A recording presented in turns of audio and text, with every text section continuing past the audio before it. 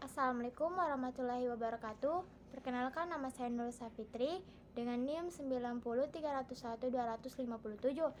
Akan menjawab pertanyaan yang telah diberikan dan akan memenuhi nilai mid semester. Soal yang pertama, perencanaan dapat dilihat dari beberapa sudut pandang. Jelaskan jenis-jenis perencanaan yang dimaksud. Jawaban saya, 1. Berdasarkan sistem ekonomi, yaitu terdapat kapitalisme, yaitu adalah sistem perekonomian yang memberikan kebebasan secara penuh kepada setiap orang untuk melakukan kegiatan perekonomian seperti memproduksi barang, menjual barang, menyalurkan barang, dan lain sebagainya. Yang kedua adalah komunisme. Komunisme yaitu suatu sistem perekonomian di mana peran pemerintah sebagai pengatur seluruh sumber-sumber kegiatan perekonomian. Yang dimaksud itu, setiap orang tidak diperbolehkan memiliki kekayaan pribadi sehingga nasib seseorang bisa ditentukan oleh pemerintah. Yang ketiga adalah ekonomi campuran paduan unsur kapitalisme dan sosialisme, yaitu terdapat tingkat kebebasan ekonomi individu, termaksud yaitu kepemilikan industri secara individu yang bersipadu dengan ekonomi yang terancang.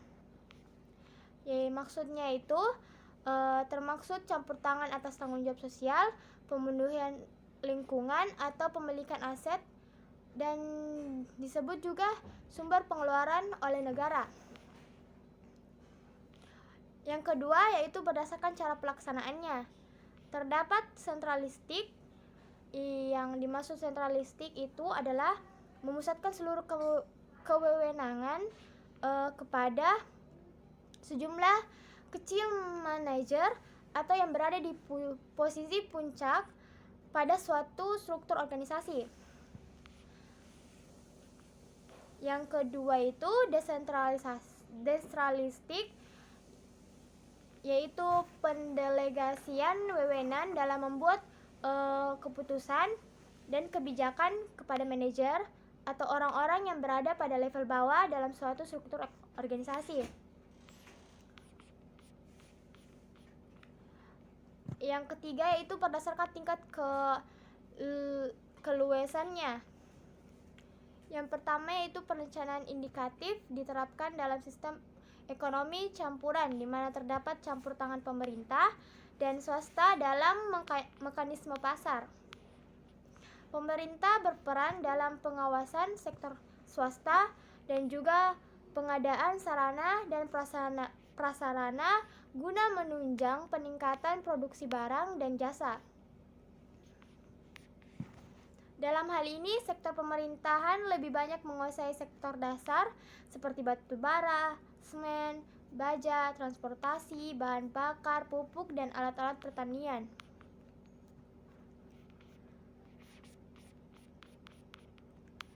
Baik, pertanyaan yang kedua yaitu antara perencanaan dan pembangunan, ibaratkan mobil dan bahan bakarnya.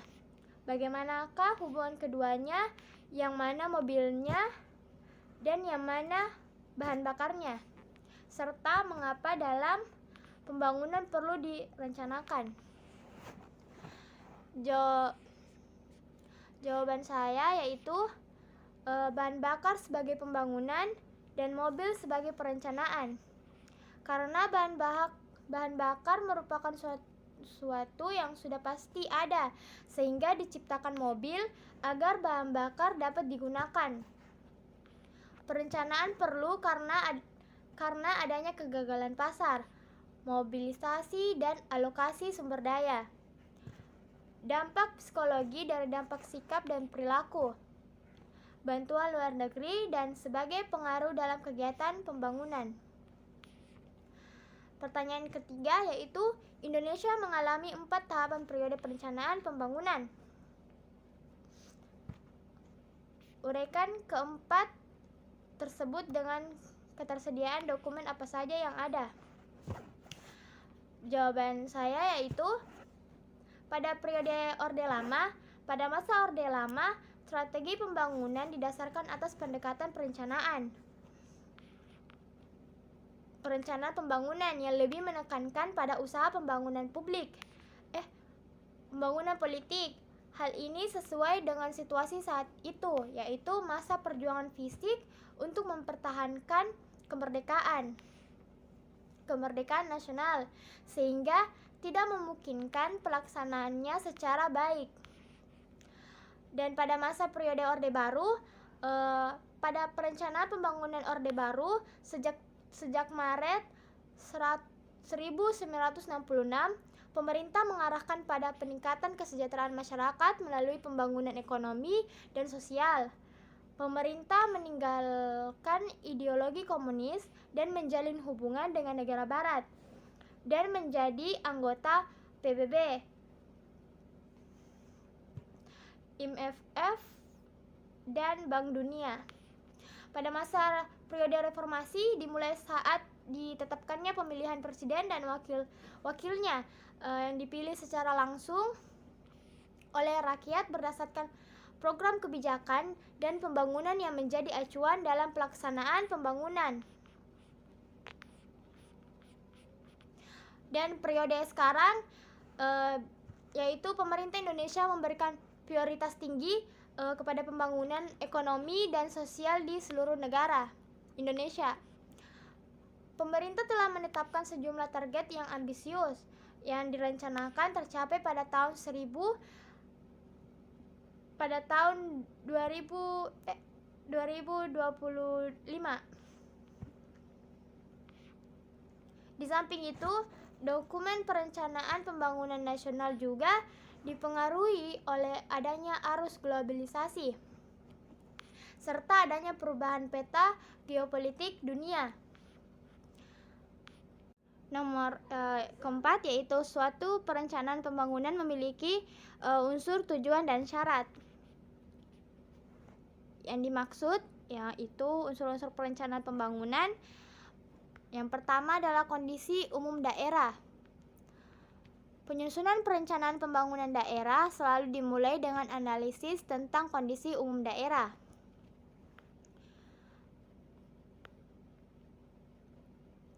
Yang kedua, visi dan misi. Pembangunan daerah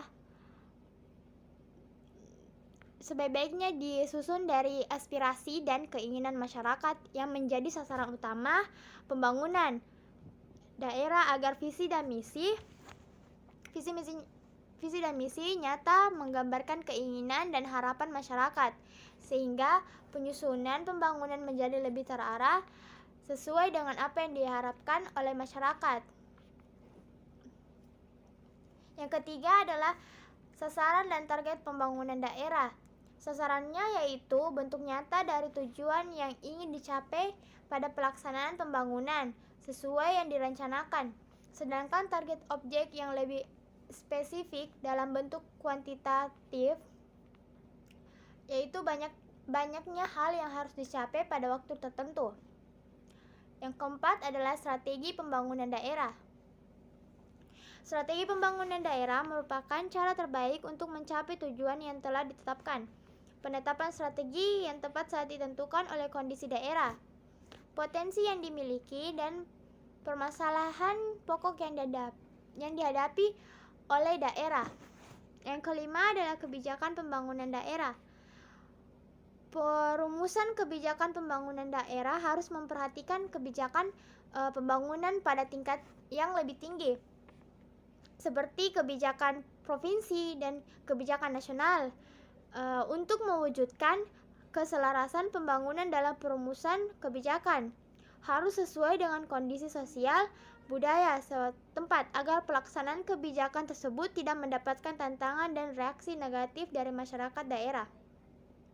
Yang keenam adalah prioritas pembangunan daerah.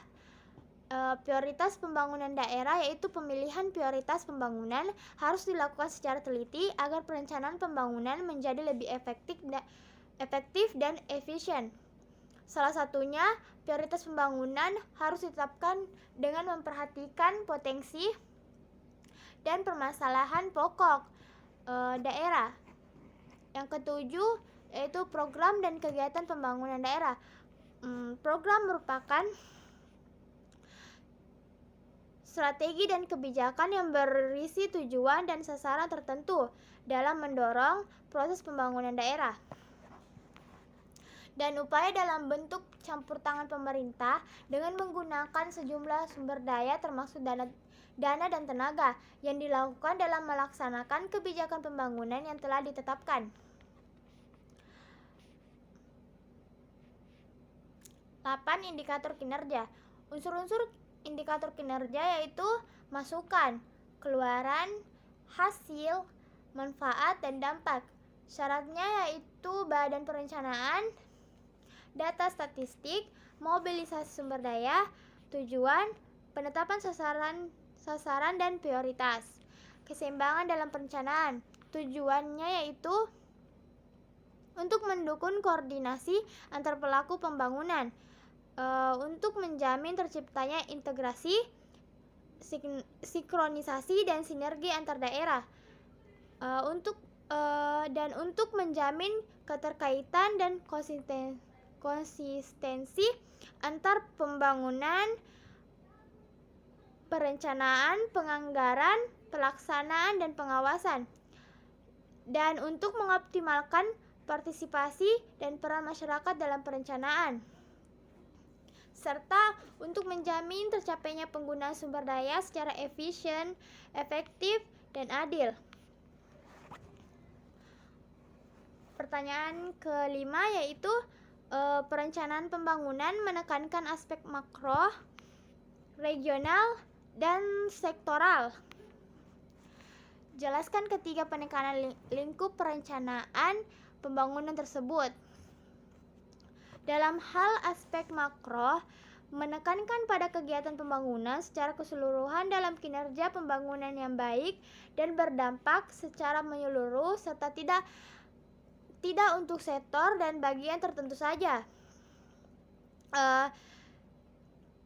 Yang kedua itu aspek regional, yaitu yang menekankan pada penyusun strategi, kebijakan, dan program pembangunan dengan memanfaatkan potensi wilayah dan keuntungan lokasi yang terdapat di daerah bersangkutan dan daerah tetangganya. Biasanya aspek tata dan ruang dan lokasi ini ditampilkan dalam rencana pembangunan wilayah dengan menggunakan peta dalam berbagai skala. Yang ketiga adalah aspek sektoral, yaitu yang menekankan hanya pada satu bidang atau sektor pembangunan tertentu saja. Misalnya pertanian, pendidikan, kesehatan, dan lainnya. Itulah jawaban dari saya. Sekian dan terima kasih. Wassalamualaikum warahmatullahi wabarakatuh.